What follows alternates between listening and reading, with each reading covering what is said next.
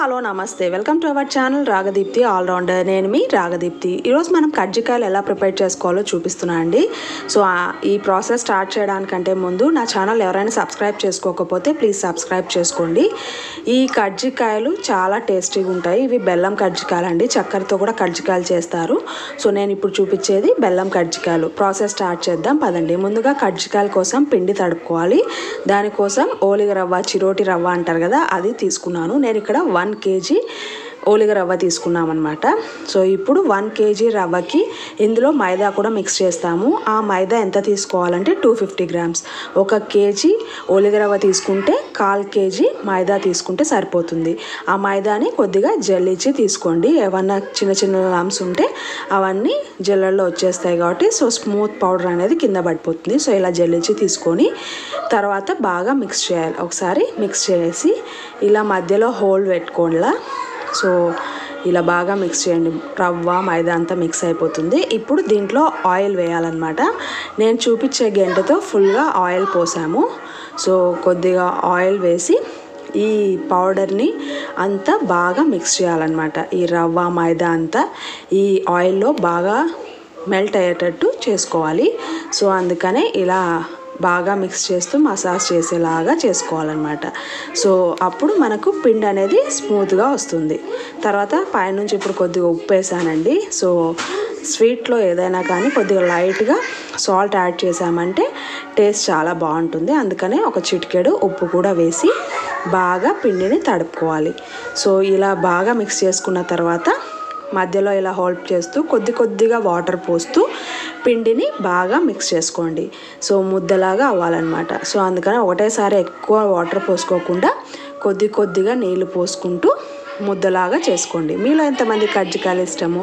నాకైతే చాలా ఇష్టం అండి. నాకు చక్కెర కజ్జికాయల కంటే బెల్లం కజ్జికాయలు ఇష్టం. అందుకనే ఈరోజు బెల్లం కజ్జికాయలు చూపిస్తున్నాను. సో చూడండి, ఇలా కొద్దిగా పోర్షన్ తీసుకుంటూ ఇలా పిండి ముద్ద మొత్తం ఒకలాగా అయ్యేటట్టు బాగా ప్రెస్ చేస్తూ నీళ్ళు మిక్స్ చేస్తూ బాగా అంతా ఒకటే ముద్దలాగా ఇట్లా ప్రిపేర్ చేసుకోండి.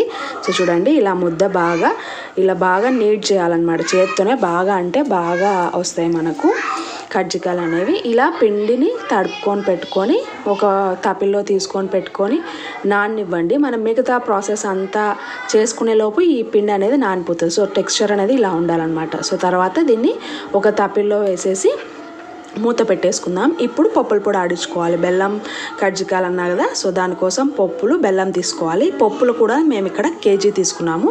పప్పులు ఎన్ని తీసుకుంటే మనకి బెల్లం కూడా అంతే తీసుకోవాలి, ఓలిగ రవ్వ కూడా అంతే తీసుకోవాలన్నమాట. సో ఇక్కడ 1 kg పప్పులు తీసుకున్నాను. ఆ 1 kg బెల్లంని కూడా ఇలా దంచి మెత్తగా చేసి పక్కన పెట్టుకోండి. ఎందుకంటే మిక్సీ జార్లో వేస్తున్నాము. ఇలా గడ్డలుగా బెల్లం వేసామంటే సరిగ్గా మిక్స్ అవ్వదు కదా, అందుకని. సో అలా అయిన తర్వాత ఇక్కడ గుండు పప్పులు తీసుకున్నాం. మీ ఇష్టం ఏ పప్పులైనా తీసుకోండి. ఇప్పుడు మిక్సీ జార్ తీసుకొని కొన్ని పప్పులు కొద్దిగా బెల్లం పొడి చేసుకున్నాం కదా, అది కూడా వేసి దీంట్లో కొద్దిగా యాలక్కలు వేయాలి. ఇక్కడ 2 యాలక్కలు వేసామండి, స్మెల్ కోసం అండ్ టేస్ట్ కోసం కూడా. సో ఒక్కొక్క వాయికి ఇలా వేసుకుంటూ మిక్స్ చేయండి. యాలక్కలు కూడా ఎక్కువ వేస్తే చేదు వచ్చేస్తుందండి. జస్ట్ ఫ్లేవర్ కోసం ఒక 2 వేసామంతే. ఇప్పుడు మిక్సీ పట్టుకోండి. మెత్తగా పొడి అయ్యేటట్టు మిక్సీ పట్టుకోవాలన్నమాట. సో చూడండి, పొడి అయిపోయింది కదా. ఇప్పుడు వీటిని ఒక గిన్నెలోకి ట్రాన్స్ఫర్ చేయండి. అలా ఆ 1 kg పప్పులు, ఆ 1 kg బెల్లం అంతా ఇలా మిక్స్ చేసుకొని మిక్సీలో వేసేసి పొడి చేసుకొని పెట్టుకోండి. తర్వాత ఇందులో కొబ్బరి తురిమేస్తాము. సో అందుకని ఒట్టి కొబ్బరిని ఒక గిన్నె తీసుకున్నాము. దాన్ని ఇలా చిన్నగా గ్రేట్ చేసి పెట్టుకోండి. కజ్జికాయలు తినేటప్పుడు మధ్యలో ఈ కొబ్బరి పలుకులు పడితే బాగుంటుంది అనమాట. సో అందుకని సన్నగా ఇలా తురిమి పెట్టుకోవాలా. ఈ కొబ్బరి తురుముని ఇందాక పప్పుల పొడి వేసుకున్నాం కదా, ఈ గిన్నెలోకి ఈ కొబ్బరి పొడి కూడా వేసేసి అంతా పైకి కిందికి అంతా మిక్స్ చేయండి. ఎందుకంటే ఇప్పుడు ఒకటేసారి 1 kg పప్పులు 1 kg బెల్లం అనేది మిక్సీ జార్లో పడవు కదా. సో కొద్ది పోర్షన్ వేసాం కాబట్టి బెల్లం కూడా సరిగ్గా మిక్స్ అయ్యిండదు పప్పుల పొడిలో. సో అందుకని ఈ కొబ్బరి పప్పులు బెల్లం అంతా బాగా మిక్స్ అయ్యేటట్టు ఇలా పైకి కిందికి అనుకొని పెట్టుకోవాలన్నమాట. సో ఈ ప్రాసెస్ అయిపోయేలోపు మనకు పిండి కూడా బాగా నానిపోతుంది. సో పిండి రెడీ. మనకి తడుపుకున్న బ్యాటర్ రెడీ. సో చూడండి, హాఫ్ అన్ అవర్ తర్వాత ఇలా బాగా స్మూత్గా అయిపోతుంది. తర్వాత ఒత్తుడు పిండి కోసం మైదా కొద్దిగా జల్లించి పక్కన తీసి పెట్టుకున్నామండి. సో కజ్జికాయలు చేసేటప్పుడు ఆ పొడి అవసరం, అందుకనే. ఇప్పుడు 3 రెడీ కదా, ఇప్పుడు కజ్జికాయలు చేద్దాం పదండి. సో మనం తడిపి పెట్టుకున్న వాటి ఆ పిండి ముద్ద ఉంది కదా, ఇలా చిన్న చిన్న బాల్స్లా కట్ చేసుకొని ఇలా చేత్తోనే ఇలా రౌండ్గా ప్రెస్ చేసుకొని ఒక తప్పిల్లోకి వేసుకోండి. ఇలా చేత్తో, వీలైతే చేత్తో ఇలా 2 చేతుల మధ్యలో కూడా ఇలా ప్రెస్ చేసుకొని ఒక గిన్నెలో వేసి మూత పెట్టేయండి ఆరిపోకుండా. లేకపోతే ఇలా తడి బట్ట తీసుకొని దాని మీద వేసుకున్నా పర్లేదు. ఇప్పుడు కొద్దిగా మైదా పిండి, ఒత్తుడు పిండి పక్కన పెట్టుకొని ఇలా ఒక్కొక్క చిన్న పోర్షన్ ఈ పిండి ముద్ద ఉంది కదా, అది రౌండ్గా ఇలా రుద్దుకోండి చపాతీ కర్రతో. తర్వాత నేను ఇక్కడ 3 రకాలుగా కజ్జికాయలు ఎలా షేప్ను చూపిస్తాను, 3 రకాల షేప్స్ని. సో ఇలా రేకులన్నీ పట్టి పెట్టుకోవాలన్నమాట. ఇవి ఆరిపోకుండా ఉండాలి అంటే ఇందాక చూపించిన తడిగుడ్డలో అయినా పెట్టండి, లేదంటే ఒక గిన్నెలో మూతేసి పెట్టుకున్న ఆరిపోవన్నమాట. సో ఇప్పుడు ఒక స్టైల్ చూపిస్తున్నా అండి. సో ఇలా ఒత్తుకున్న రేక్ తీసుకొని మధ్యలో పప్పుల పొడి వేసుకొని ఇలా స్టిక్ చేస్తూ ఉండండి. సో పప్పుల పొడి ఎక్కువగా వేస్తే మనకు అంచులకు కూడా అంటుకుంటుంది. సో అప్పుడు ప్రెస్ చేసేకి సరిగ్గా రాదు. సో అందుకని కొద్దిగా తక్కువ వేసుకొని ఇలా చేత్తోనే జాయిన్ చేయండి. ఒకవేళ జాయిన్ చేసేకి రావట్లేదంటే సైడ్కి లైట్గా వాటర్తో తడుపుకుంటూ చేస్తే సరిపోతుంది. ఇది ఒక షేప్ అనమాట. ఇప్పుడు రెండో షేప్ చూద్దాము. సో సేమ్ ఒక రేక్ తీసుకొని మధ్యలో 1 గంట వరకు పప్పుల పిండి తీసుకోండి. ఎక్కువ పప్పుల పిండి అయితే మనకు సరిగ్గా స్టిక్ చేసేకి రాదు.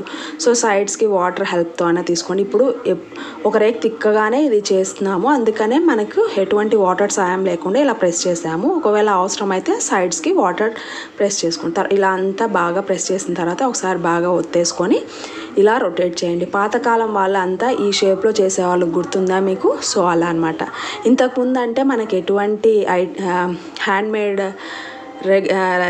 రెడీమేడ్ వేవి అవైలబిలిటీ లేక అలా చేసుకున్నారు. ఇప్పుడు ఇలా ప్లాస్టిక్వి, స్టీల్వి దొరుకుతాయండి మనకు కజ్జికాయలవి. దాంతో ఎలా చేయాలని చూపిస్తున్నా. సైడ్స్కి కొద్దిగా పిండి స్టిక్ అవ్వకుండా పొడి పిండి అద్దుకోండి. తర్వాత దీనికోసం రేకులు, పూరీలు అనేది కొద్దిగా షేప్ కంటే ఎక్కువగా ఒత్తుకోండి, ఎందుకంటే ఇలా ప్రెస్ చేసినప్పుడు పోతుంది. అందుకనే మధ్యలో పప్పుల పొడి వేసుకొని ఇలా ప్రెస్ చేయండి. ఎక్స్ట్రాస్ ఇలా తీసేయచ్చు అనమాట. అందుకనే పూరి చేసుకునేటప్పుడే కొద్దిగా పెద్దగా ఒత్తుకుంటే ఎక్స్ట్రాస్ తీసేసి మిగతా పిండిని మళ్ళీ కజ్జికాయలు చేసేటప్పుడు యూస్ చేయొచ్చు. వేస్టేజ్ అనేది ఏమి ఉండదు. సో అల్లేకి రాని వాళ్ళు ఇలా చేసుకోండి. సో చూడండి, ఈ షేప్ కూడా ఎంత నీట్గా వచ్చిందో. సో ఇలా రెడీమేడ్తో అయితే మనకు త్వరగా పని అయిపోతుంది. సో ఇది చూడండి, రేక్తో చేసింది, ఇది అల్లిండేది, ఇది ఇంకోటి. ఇలా 3 షేపులు నీకు ఇష్టం వచ్చినట్టు చేసుకోండి. ఏదైనా కానీ అందంగానే ఉంటాయి. ఇప్పుడు అలా కజ్జికాయలన్నీ ప్రిపేర్ చేసి పెట్టుకోండి. ఇప్పుడు స్టవ్ ఆన్ చేసి కడాయి పెట్టి డీప్ ఫ్రై కోసం ఆయిల్ వేయండి. ఆయిల్ బాగా హీట్ ఎక్కిన తర్వాత ఈ కజ్జికాయలని ఒక్కొక్కటిగా వేసి బాగా ఫ్రై చేసుకోండి. వేసిన వెంటనే టర్న్ చేయకండి. ఒక 2 మినిట్స్ వెయిట్ చేసి తర్వాత ఇలా టర్న్ చేసుకోండి. లైట్గా గోల్డ్ కలర్ వచ్చిన తర్వాత తీసేసుకుంటే మన టేస్ట్ అయిన కజ్జికాయలు అనేది రెడీ అయిపోతాయి.